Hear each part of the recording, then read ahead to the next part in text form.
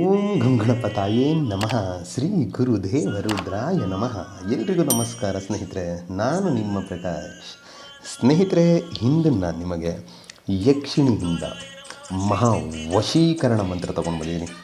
ಇದನ್ನು ಹೇಗೆ ಮಾಡೋದು, ಯಾವತ್ತು ಮಾಡೋದು, ಏನೆಲ್ಲ ಬೇಕು, ಯಾವ ದಿಕ್ಕು ಎಲ್ಲ ತಿಳಿಸ್ಕೊಡ್ತೀನಿ. ಅದಕ್ಕೂ ಮುಂಚೆ ನನ್ನ ಚಾನಲ್ನ ಸಬ್ಸ್ಕ್ರೈಬ್ ಮಾಡಿಲ್ಲ ಅಂದರೆ ಸಬ್ಸ್ಕ್ರೈಬ್ ಮಾಡಿ, ಲೈಕ್ ಮಾಡಿ, ಶೇರ್ ಮಾಡಿ, ಹಾಗೆ ಬೆಲ್ ಐಕಾನ್ ಬಟನ್ ಪ್ರೆಸ್ ಮಾಡೋದನ್ನ ಮರಿಬೇಡಿ. ಏಕೆಂದರೆ ಮುಂದೆ ನಾನು ಬಿಡೋ ಏನು ವೀಡಿಯೋಸ್ ಇದೆ ಅದೆಲ್ಲ ಎಲ್ಲರಿಗಿಂತ ಮುಂಚೆ ತಮಗೆ ಬಂದು ಸೇರುತ್ತೆ.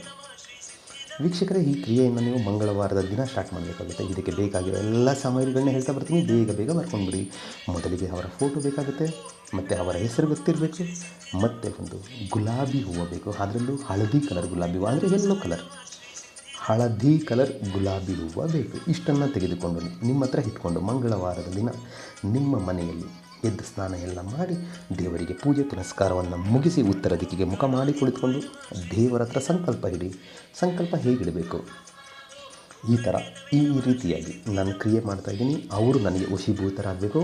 ಅದಕ್ಕೆ ನೀನು ಹಿಂದೆ ನಿಂತು ನಮ್ಮನ್ನು ಕಾಪಾಡು ಮನೆ ದೇವರೇ ಅಂತ ನಿಮ್ಮ ಮನೆ ದೇವರಿಗೆ, ಇಷ್ಟ ದೇವರಿಗೆ ಬೇಡಿಕೊಳ್ತಾ ನಿಮ್ಮ ಬಾಯಿಂದ ಒಂದೇ ಒಂದು ಸಾರಿ ಓಂ ಗುರುಭ್ಯೋ ನಮಃ ಅಂತ ಹೇಳ್ತಾ ಅವರ ಫೋಟೋ ಹಿಂಭಾಗದಲ್ಲಿ ಮೊದಲಿಗೆ ನಿಮ್ಮ ಹೆಸರನ್ನು ಬರೀಬೇಕಾಗುತ್ತೆ, ತದನಂತರ ಅವರ ಹೆಸರನ್ನು ಬರೀಬೇಕಾಗುತ್ತೆ.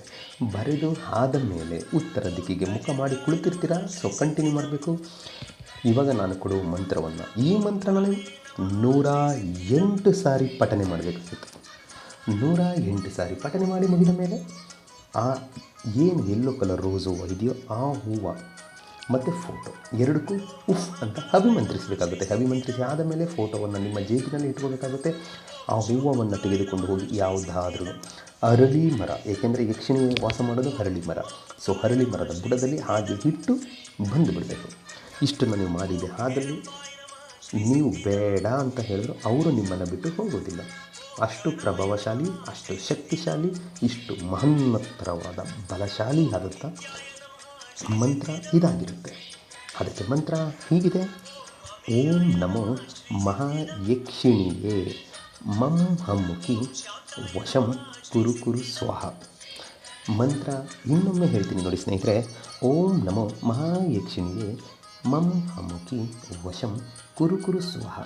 ಈ ರೀತಿಯಾಗಿ ನೀವು ಮಾಡಿದ್ದೆ ಆದಲ್ಲಿ ತುಂಬ ಬೇಗ, ಆದಷ್ಟು ಬೇಗ, ಕೆಲವೇ ದಿನಗಳಲ್ಲಿ ಅವರು ನಿಮಗೆ ಹೋಲಿತಾರೆ, ಮತ್ತು ನಿಮ್ಮನ್ನು ಅವರು ಬಿಟ್ಟು ಹೋಗೋದಿಲ್ಲ. ಈ ಕ್ರಿಯೆಯನ್ನು ಮಾಡಿ, ಖಂಡಿತ ಒಳ್ಳೆಯದಾಗಲಿ ಎಲ್ರಿಗೂ.